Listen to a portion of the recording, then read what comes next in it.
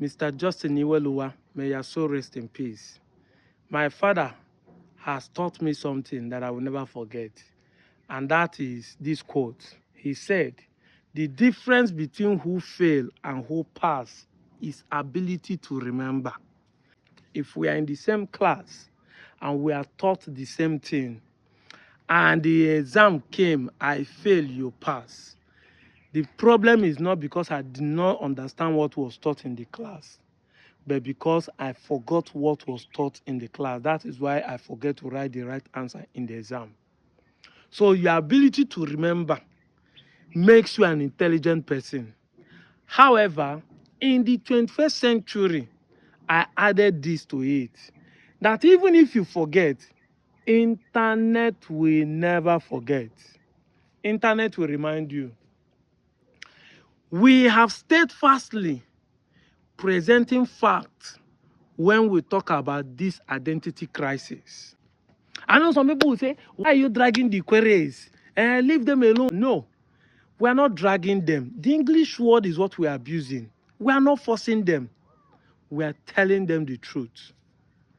We know that the word is like a force. It's a two-edged sword. We know. That is why it looks as if you are forcing them. But we're not forcing them. Nobody is holding knife or gun or putting rope in your neck, dragging you. Say, if you're not Igbo today, if you're not acceptable, we'll go do this, we'll go do that. No, nobody's doing that. And like I said in last video, then we're not doing it because we want Igbos to claim their oil. Igbo people have crude oil. They have gas in Anambra. They have gas in Imo State. We have crude oil in Delta State. So it's not about dragging you to be Igbo because of oil. We are not dragging because of Biafra. I'm a Delta man. I'm not dragging for Biafra issue. I'm not. I'm not dragging it for Biafra issue. Straightforward. I'm putting it straight here. Let anybody know. I'm not even dragging it because I want to come and drag your land. But I'm telling you the honest truth. When I see information, I read it. I understand. Look at this document. Look at it critically. And like I always said, most of these documents were presented, even by the color of the paper, you will know the era. You know that this is a brand ancient document. Look at the year. And it tells you the Ikweres Igbos. And I know some people will say, like my father, they will say, the Igbo is not IGBO, it is IBO. No, they are the same thing. It's just dialect we are talking about. That dialect that we are speaking today that make you say you are different from Central Igbo, that is what we are talking about. That IBO is your dialect. Direct pronunciation of Igbo. That's how I pronounce Igbo. Igbo. I know they pronounce an Igbo like IGBO. But I see some people come, I don't like the way, when I started, that's how they say, I don't like the way you're pronouncing it. You should pronounce it like Igbo. I'm not pronouncing it. I'm not saying it to please you. I'm saying it according to my dialect. You can't change my tongue because of you. That's why we laugh at Hausa people when they speak English. You say they don't. No, it's their tongue. Don't expect people to change. The Chinese doesn't know how to speak English like an Englishman. It's not his father's language. His tongue must affect the pronunciation. Igbo, IBO, and it's still the same thing. But what are we trying to say?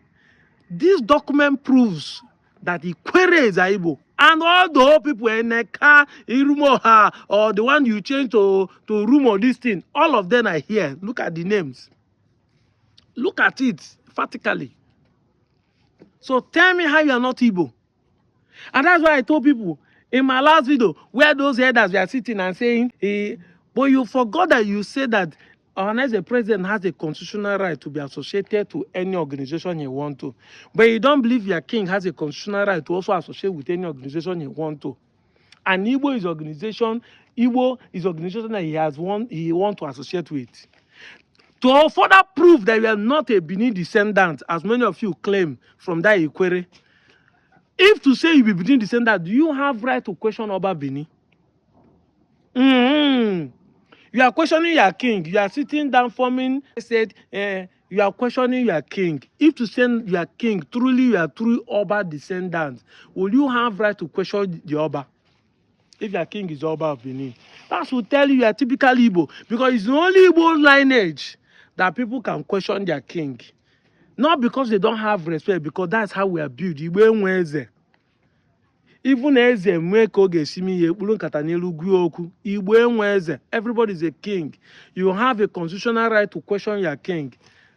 Tell me, if to say you be Benin, will you have right to have questioned your king? They born you well to go and question Oba. We are only doing this because we are not from Benin. If we are from Benin, they would have sent you to exile, displace you and your family. That's what we are talking about.